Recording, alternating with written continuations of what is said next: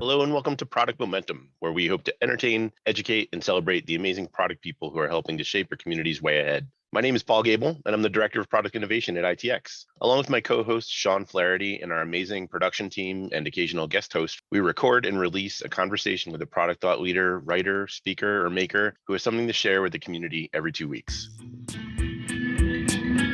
Hey, Devan, how are you today? I'm great. Thank you. How about you? I'm doing great. I'm really excited to share the conversation that we just finished up. I personally learned so much about areas of blind spots that I didn't even know I had. I'm wondering, what did you take away from the conversation that we had that you hope people can listen for and hopefully learn as a course of listening? Well, thank you. I'm really glad to hear you got some value out of it, and I certainly hope other folks do too. I think one of the things that I find myself talking about a lot at work, and that we spoke a lot about here today, is the ways that as product managers, despite our firm responsibilities for the business and our users, we also have to think about all the people we interact with every day in order to be successful. We have to understand that each of them is this whole person with a life inside and outside the moment of our interaction with them. Couldn't have put it better. All right, here we go. Hello and welcome to the show. Today we are delighted to be joined by Devan Goldstein. Devan works as a group product manager for Trello, and he's in the end user experience department. He works in the product and growth for Dropbox, NerdWallet, Elevate Labs, makers of the Balance meditation app, and Elevate itself, an app for improving language and math skills. Earlier in his career, he was a designer, researcher, strategist, and Devan worked for PNC Bank, UPMC, and had a consulting engagement with Heinz, Traeger, Champlain College, and others from Fortune 100 to small nonprofits. Devan lives in New York City and is a daily meditator, an infrequent short haul runner, and a karaoke regular. Devan, thanks for joining us. Thanks for making the time. No, my pleasure. Thanks for having me.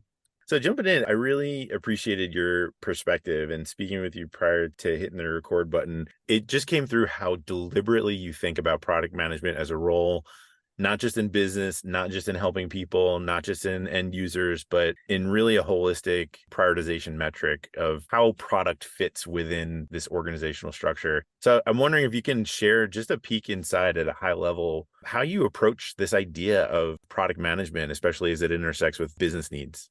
Yeah, that sounds great. I mean, I might start with a couple things I try not to do. I was a designer, as I mentioned, and as a designer, I came up in places without strong product management, in some cases without product management at all. And so I really was focused very exclusively on user need, with some sense that what we're working on in the first place ought to solve a business problem, but really we are solving for user problems.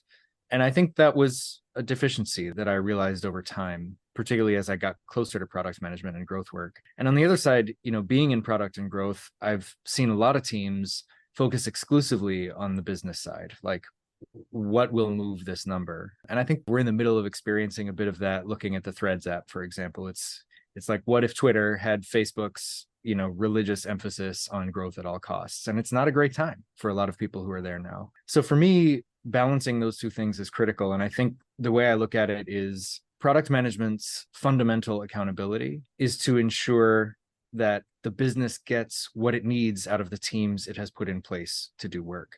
Ensuring that the business gets what it needs, in turn, means ensuring that users are getting what they need out of the product, such that, in a perfect world, what they need is something that drives product market fit, right? It can't be something they need that doesn't create a sustainable business. It can't be something they need that is kind of ancillary to what the business exists to do in the long term. Yeah, the usable, feasible, valuable, viable through lines and the empowered product teams mantra aren't just buzzwords for you. It seems like all of those product and business metrics really come back around full circle to also having empathy for the teams that build them. And there was a quote that you jotted down in kind of putting your thoughts pen to paper. And I want to read it because I just kind of love the way that it brings everything together. The quote from you was, product managers should, in a sense, begin adopting a service orientation, aiming above all to help users, the business, and the team in something like that order, rather than prioritizing pet projects that don't deliver value, unilaterally operationalizing our views of how things should work, or putting our own ego or our team's concerns above others' needs. And there's a lot to unpack in that idea. But what I took away is sort of the kernel of truth amidst all that is really when you're talking to people, they might be people on your team, they might be people that we label end users. there's always going to be a compromise and a conflicting priority from some stakeholder. Can you walk us through sort of how you came to this? Just, I mean, it sounds, very heady and philosophical, but it really comes down to caring about people is what I took away from it. Is that what you intended in writing those things in that order?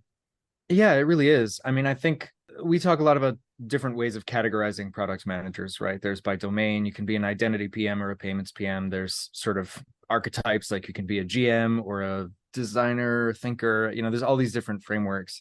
I think for me, I don't know if this is a type or something that I believe should be common to all product managers, but having a sense of sort of omnidirectional caring and empathy not just for users, which is the one we talk about the most, but for your partners, for the teams that do the work with your partners, for your stakeholders, for shareholders, if you're at a public company like I am. Understanding how do all those overlapping sets of needs intersect as a set of inputs to the strategic and prioritization decisions that we have to make. And it is a balancing act. And I think when we talk about prioritization, typically in product craft discussions, we talk about which framework to use or what kinds of scoring make sense and which kinds are, priority theater. But ultimately, that's the, let's say, science part. We'd call it an inexact science. But then there's the art part, which is saying, when I look holistically at this situation, that I am at the nexus of, how do I understand which path will lead me to the right set of outcomes? Or how do I form a hypothesis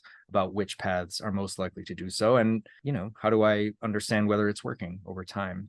So I think for me, looking at it through the human lens as a primary set of inputs and filling it in with quantitative understanding, with kind of on paper mandates, which are a little less human, a little more organizational, hierarchically driven. It just helps me feel confident that I'm getting the best work done. And, to the extent I have been successful at any point in my career, I think it's been fundamental to that success. Yeah. You shared an anecdote that I'm wondering if I could put you on the spot. Yeah, sure. To recap for our listeners, as I remember it, it was fairly early in your transition from design into product management, and you ended up being installed as kind of the fifth product manager in 6 months on a product. Can you share a little bit how this, this headiness and philosophy of people and empathy came through in this decision that you had to make? Yeah, definitely. I mean, I was a designer, I was a senior designer on this team. I was happy doing it. I was leading the design crew for this piece of our portfolio. And the problem from one lens was that the product management kind of group that had hired PMs for this project was not really hiring for a consumer facing software portfolio. It was sort of just hiring PMs with, excellence in the pragmatic marketing framework and kind of other sort of more business oriented and in some cases more hardware or, consumer packaged good orientations. And so the problem was, when we have this software team and we have software stakeholders who have certain sets of expectations about how the work can go, those ways of working just don't move the work forward. And they're very frustrating to stakeholders and they don't get good work out to users. So at some point, I was trying to help as much as I could. I was taking on a lot of the vision and strategy work in a way that was more in line with, I think, how we do it in software design and development and less about some of those other domains. And that was helping. But at a certain point, the operation of the team needed attention to actually follow through on the sort of visions that we were laying out. And so at some point, the request came to me like, look, it's not working. Do you want to be the product manager? And, in my head, I was kind of like, well, no, on paper, I don't. But in terms of wanting to fix what was broken, like, yes, I absolutely want to do that. I have talked so much with the team and the stakeholders. I feel like I have clarity on how it needs to happen. And I feel like I've not been able to put that in place by influencing this stream of rotating product managers. So I took it on, and I think immediately had to try to recognize that the lens for all my work had been this design lens. And I think that was playing the right role for the team at the time, but I needed to play a different role.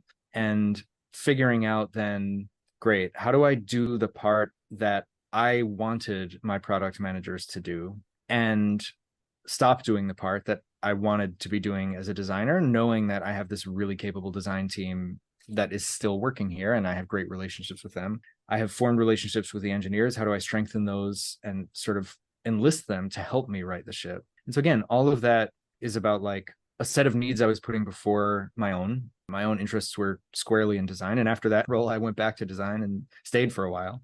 And also about that omnidirectional caring. We had many users, we had a zillion stakeholders, and we had a large team that really needed that kind of direction, not in a here's what you need to do perspective, but in a here's how we need to figure out where this is going together perspective.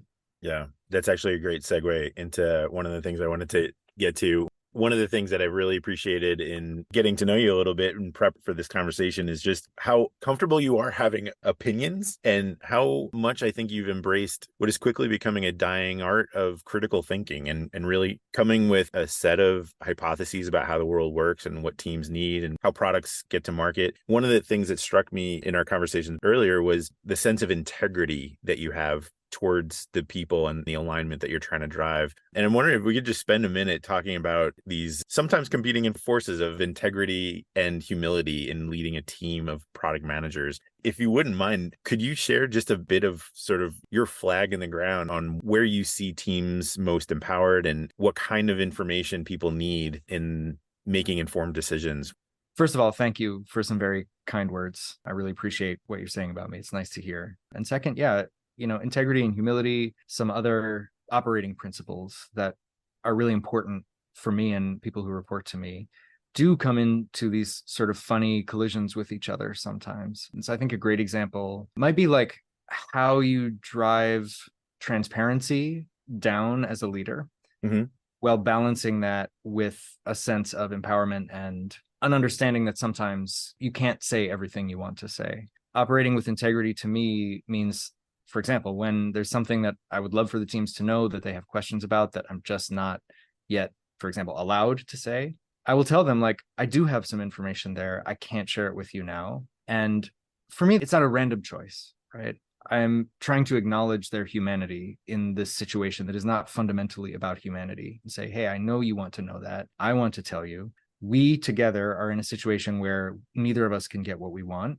There are reasons for that. They may be good, they may be bad. They will be clear eventually. But in the meantime, let's look each other in the eye and say, we wish things were different. They're not, and we'll figure out how to get there. When I put that sense of their humanity and my own first, I feel like we have much higher quality conversations as, a manager and a direct, as a product leader and a stakeholder, however the case may be. Is that the kind of thing you had in mind?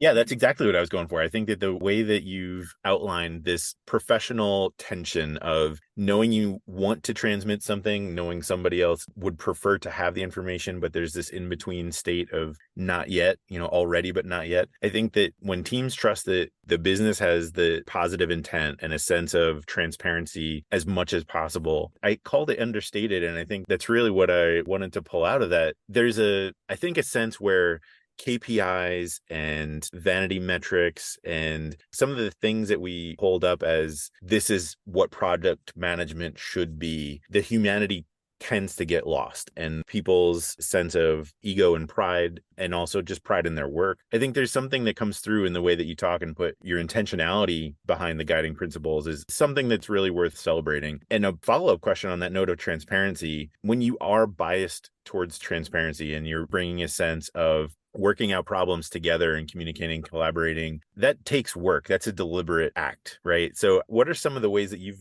found success or challenge in creating a culture of transparency? What are some of the risks and what are some opportunities we might not be capitalizing on?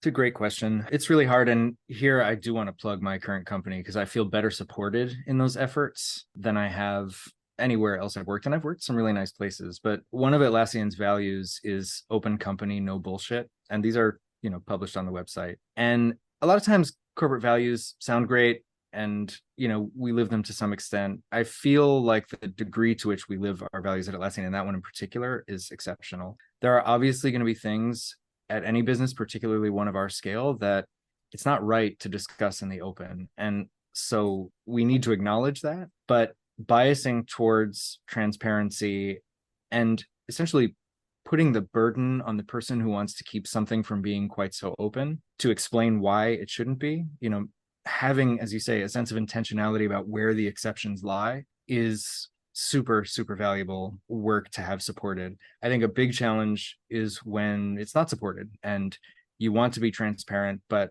for whatever reason, you have people telling you, hey, you can't talk about that yet.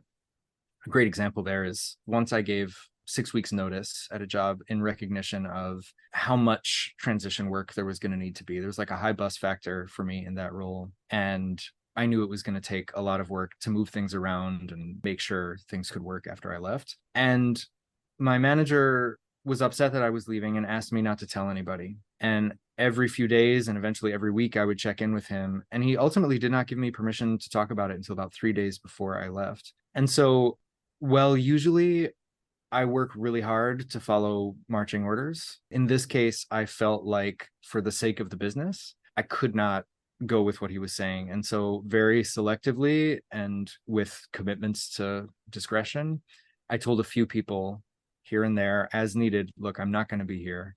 I can't share details, but we need to do this work together as though it's going to get handed off to somebody else, because it will. Yeah. And for the sake of the work, I felt like I needed to get that done and to share. So you can run into frictions like that, where I think the desire for secrecy is well considered from one perspective, but not another. For example, it was a time of great change at the business. He didn't want to rock the boat right then. He wanted to have a plan for my replacement before I left, but it was a hard moment to find a replacement. And so I knew it was going to take a while. Yeah. So that's one kind of thing that can come up.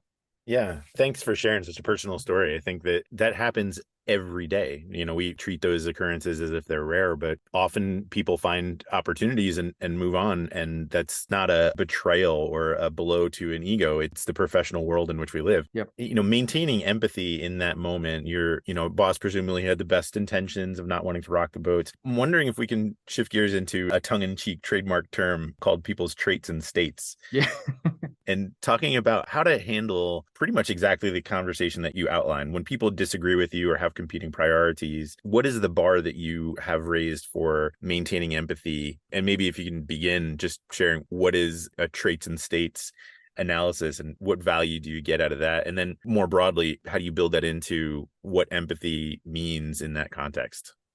Totally. So in this sort of set of notes towards an eventual manifesto that I wrote and shared with you and that you've been referring to, I do articulate some moments where the work we do cannot just be about the work. It cannot just be about the users and the business. It has to be about our interpersonal relationships at the company in order to succeed. And for me, when I'm talking to somebody else, I think it's almost fundamental, at least to have some semi-conscious understanding of like, where are they at, both in that moment in the day, in that moment in their trajectory in their career.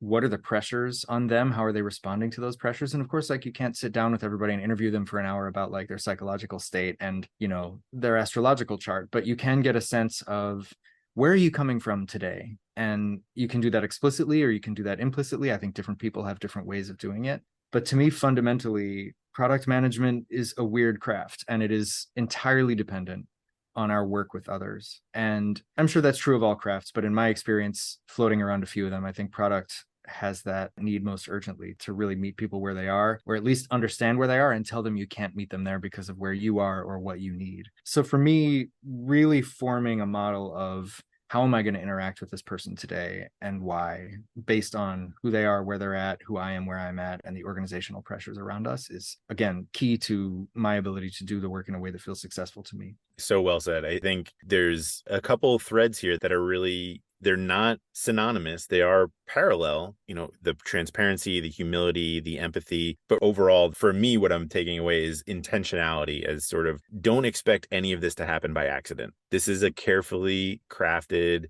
and it's not about confidentiality or keeping corporate secrets and not wanting things to get out. It's really about making sure that people aren't harmed by what we do accidentally or intentionally, but having this sense of, I have a role and the actions that I take have consequences, and maintaining that sense of balance. I think overall where I'm going at is product managers often sublimate a lot of work we do as, invisible to the end product, but really it's the glue. It comes through in how we craft our sentences, how we write our user stories, how we articulate the KPIs. It really matters. And I think that the intentionality is what comes through most strongly. How do you feel about where the state of product managers are at in terms of the training that we get? Is there something that as leaders we can do to foster this sense of intentionality more explicitly in the training that we give for our junior members or people breaking into the craft for the first time? I love that question. And actually, a few things that you said point me to the first part of my answer. That some of the examples you mentioned, they were all about how we use words, right? How we craft a user story, how we write down our thoughts. I don't think that on the whole, we emphasize the power of written language and its ability to sort of make or break the work we're doing. I think the burden of documentation on us is high. And so we try to crank out those docs quickly. And, there are great writers who can work really quickly, but I don't think we have a strong sense of intentionality generally about our writing. So for me, although writing is sort of the outcome of a lot of the important thinking and intentions that we've set, it is also an act of thinking. It is also an act of forming and reforming your intentions. And I work very closely with the PMs who report to me to make sure that their writing is serving their goals, to make sure that their writing is representing who they are faithfully. And, I've run writing workshops for the PMs on my team just as a way of saying we can all always be better at this. And it doesn't come for free. As you say, it's not just going to happen because we want it to. It has to be really focused. The second part of what I would say, I don't know if it's fair to categorize this as training we can do or something. And I do know that there are companies where this just doesn't matter. This is not part of the expectation for a PM role. I've not worked at those companies, so I can't say whether this is still valuable or not. But for me, some kind of practice that helps you understand who you are, where you need to grow as a person in ways that affect your work positively and negatively is critical. For me, that's meditation and therapy and the kinds of hobbies that put you in a flow state. I play music. That's a big one. It could be different for other people, but I think when we neglect ourselves as people, we do worse work as product managers. There's an inversion of the hierarchy here. I don't actually want to say that the reason to work on oneself as a person is to be a better PM, but it does help.